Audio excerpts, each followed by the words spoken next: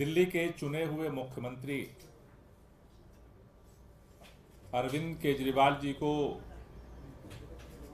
Bharatiya Janata party की तानाशाह सरकार ने गिरफ्तार कर लिया। इस गिरफ्तारी के खिलाफ दिल्ली के लोगों के दिलों में आक्रोश है। यहां तक कि भारतीय जनता पार्टी का कार्यकर्ता भी आज दबी जुबान से एक ही बात कह रहा है कि ये गिरफ्तारी गलत हुई है।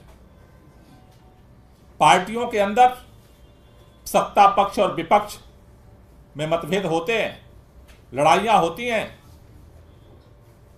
लेकिन चुने हुए मुख्यमंत्री को गिरफ्तार करके तानाशाह सरकार ने जो संदेश दिया है कि हम किसी लोकतंत्र को नहीं मानते, इसके खिलाफ जब ईडी की टीम मुख्यमंत्री आवास पर पहुंची, लोग वहां इकट्ठा होना शुरू हुए। जितनी संख्या में लोग पहुंचे उससे कई गुना ज्यादा फोर्स लगा करके पूरा मुख्यमंत्री आवास छावनी में तब्दील कर दिया गया। अगले दिन इसके विरोध में भारतीय जनता पार्टी के राष्ट्रीय मुख्यालय पर प्रदर्शन करने के लिए लोग पहुंचे। पूरे इलाके में चप्पे चप्पे पर पुलिस बिठा दी गई। आम आदमी पार्टी का कार्यालय सील कर दिया गया। जो लोग भी अपना आक्रोश लोकतांत्रिक तरीके से शांतिपूर्वक व्यक्त करते जा रहे थे, महिलाओं को, पुरुषों को, बुजुर्गों को घसीट घसीट के गिरफ्तार किया गया। अगले दिन जब लोग शहीदी पार्क पर भगत सिंह, राजगुरु, सुखदेव के शहादत दिवस पर शहीदी पार्क पहुंचे संकल्प लेने के लिए, उसको सील कर दिया गया। वहां से लोगों को गिरफ्तार किया गया। आज जब मुख्यमंत्री अरविंद केजरीवाल जी की गिरफ्तारी के खिलाफ प्रधानमंत्री निवास पर लोग पहुंच रहे थे, ये पूछने के लिए कि आखिर चुने हुए मुख्यमंत्री को जेल, शरद रेड्डी को बेल और 55 करोड़ का भाजपा का खेल, ये क्या है? इसका जवाब इस देश के प्रधानमंत्री को देना पड़ेगा। चारों तरफ से घेर करके सारे कार्यकर्ताओं को, सारे नेताओं को गिरफ्तार कर लिया गया। महिलाओं को घसीट घसीट के गिरफ्तार किया गया। पूरे दिल्ली को आज पुलिस छावनी में तब्दील कर दिया गया है। भारतीय जनता पार्टी के नेता, केंद्र की सरकार, केंद्र के मंत्री, देश के प्रधानमंत्री अगर ये सोचते हैं कि पुलिस की आड़ में हम छुप जाएंगे और हमें जवाब नहीं देना पड़ेगा, आंदोलन रुक जाएगा, गलतफहमी में है। इस देश के अंदर, इस दिल्ली के अंदर अरविंद केजरीवाल से लोग मोहब्बत करते हैं। और आपने जिस तरीके से फर्जी केस में अरविंद केजरीवाल को गिरफ्तार किया है, उसका पूरा सच आज देश के सामने आ चुका है। जिसके गवाही के आधार पर आपने अरविंद केजरीवाल को गिरफ्तार कर लिया, उसको बेल मिल गई और आपके खाते में 55 करोड़ रुपए ट्रांसफर हो गए। आपका खेल हो गया। ये नंगा सच आज पूरा देश देख रहा है। आप जिस तरह से पूरे दिल्ली के अंदर 144 धारा लागू करके आज ऐसा लग रहा है कि दिल्ली पुलिस स्टेट बन गया। मैं केंद्र सरकार से कहना चाहता हूं, ये लड़ाई, ये आंदोलन आपके पुलिस के दम पे रुकने वाला नहीं है। ये आवाज पूरे देश के अंदर पहुंच रही है और उसी आवाज को बुलंद करने के लिए हमारा जो अगला टारगेट है वो 31 मार्च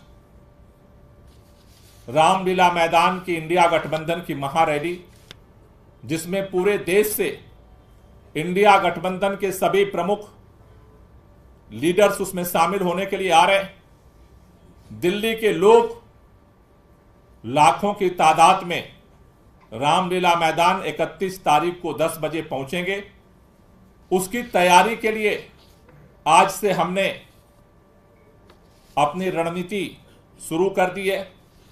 अगले 31 तक हम लोगों के बीच में जाएंगे और इस तानाशाही के खिलाफ रामलीला मैदान में आकर के शांतिपूर्वक अपने आवाज को बुलंद करने के लिए आह्वान करेंगे।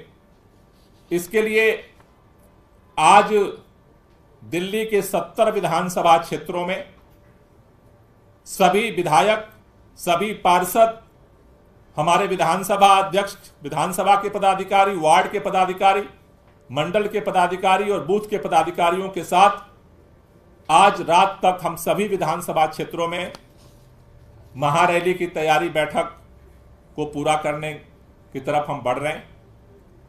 कल दिल्ली के अंदर सभी 2500 से ज्यादा पोलिंग स्टेशन हैं। उन 2500 जगहों पर कल विधानसभा के पदाधिकारी और हमारे विधायक और पार्षद जा करके वहां पर जनता के साथ 31 मई के लिए तैयारी बैठक करेंगे। 28 मार्च से हर मंडल की टीम पर एक प्रभारी नियुक्त किया जा रहा है, यानी कि 2600 2600 प्रभारी हम नियुक्त कर रहे हैं हर मंडल पे एक प्रभारी रैली के लिए। और ये 2600 जो प्रभारी हैं ये वहां मंडल पे टीम बना करके 28 मार्च से घर घर जा करके रामलीला मैदान में लोगों को आने के लिए आमंत्रण देंगे। साथ ही साथ दिल्ली के अंदर जितने छात्रों के, युवाओं के, मजदूरों के, किसानों के सामाजिक संगठन है, आरडब्ल्यूए हैं, व्यापारी संगठन है, उन सब लोगों को इस तानाशाही के खिलाफ लड़ाई में रामलीला पहुंचने के लिए इनविटेशन दिया जा रहा है। और सबसे हमारी अपील है, क्योंकि आज अगर ये तानाशाह सरकार अगर चुने हुए मुख्यमंत्री को उठा सकती है, गिरफ्तार कर सकती है, तो कल इस दिल्ली के अंदर कोई नहीं बचेगा जो आवाज उठाएगा। इसलिए आज ये लड़ाई एक व्यक्ति, एक पार्टी, इंडिया गठबंधन की नहीं, इस देश में संविधान और लोकतंत्र से मोहब्बत करने वाले हर व्यक्ति की लड़ाई बन चुकी है। इसलिए सभी लोगों से मेरा निवेदन है कि आप ज्यादा से ज्यादा संख्या में जो संविधान और लोकतंत्र से मोहब्बत करते हैं वो इस रैली में शामिल होने के लिए रामलीला मैदान पहुंचें। इस पूरी तैयारी के लिए हमने अपने मंत्री और विधायकों में से ऑब्जर्वर्स नियुक्त किए हैं जो अलग अलग विधानसभाओं में जा करके इसकी तैयारी की समीक्षा कर रहे हैं, इसकी निगरानी रखेंगे।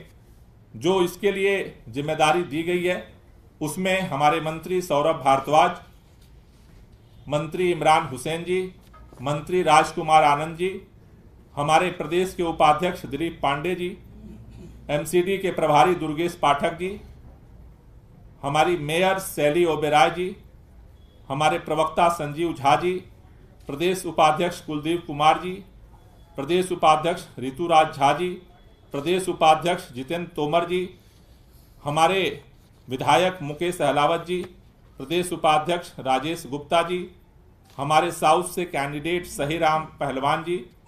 इन लोगों को इस रैली की तैयारी के लिए ऑब्जर्वर्स नियुक्त किए गए हैं जो इस पूरी तैयारी की ग्राउंड पे जो है इसको निगरानी करेंगे। और हमें भरोसा है कि इस बार 31 मार्च का दिन रामलीला मैदान के लिए एक ऐतिहासिक दिन होगा और रामलीला मैदान से इस तानाशाही के खिलाफ जो आवाज उठेगी ये आवाज पूरे देश में पहुंचेगी। Thank you. कोई क्वेश्चन हो तो ले लीजिए। सर, सीएम के 2 इंस्ट्रक्शंस आए हैं जेल से और उसके बाद आज एक पब्लिक को एड्रेस करते हुए प्लानिंग सेक्रेटरी ने लेटर इशू किया है। आपको क्या मकसद लगता है, क्योंकि ये कहा जा रहा है कि रूमर फैलाया जा रहा है और जबकि सेवाएं रुकेंगी नहीं जो भी पब्लिक करते हैं। देखिए, कई तरह की बातें चल रही थी। अधिकारी ने नोट जारी किया है कि मुख्यमंत्री जी के जेल जाने के बावजूद सरकार चलती रहेगी वैसे ही जैसे चल रही थी, और जो भी जनता के काम है वो काम वैसे ही होते रहेंगे।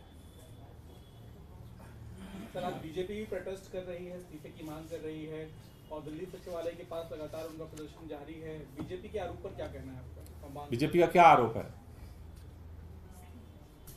बीजेपी ने क्या आरोप लगाया?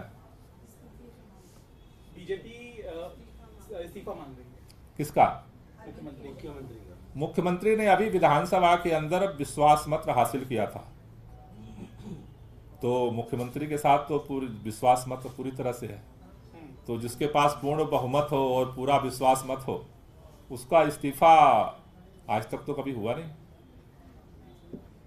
सर, एक बड़ा विवादित बयान सामने आया है। कांग्रेस पार्टी की प्रवक्ता है सुप्रिया श्रीनेत, उन्होंने जो लोकसभा उम्मीदवार हैं बीजेपी की कंगना रनौत, उनके बारे में एक टिप्पणी की है और जो एक खासा राजनीतिक विवाद का मुद्दा बन गया। हालांकि बाद में उन्होंने माफी भी मांगी और वो पोस्ट के लिए उन्होंने कहा कि किसी ने गलती से ये काम किया है। मेरे ख्याल से उन्होंने जवाब दे दिया है, उससे आगे तो उसमें कुछ बात समझ में नहीं आई। आपको लगता है कांग्रेस पार्टी को कार्रवाई करनी चाहिए अपने प्रवक्ता के खिलाफ? मेरे ख्याल से उन्होंने अब जवाब दे दिया है जो।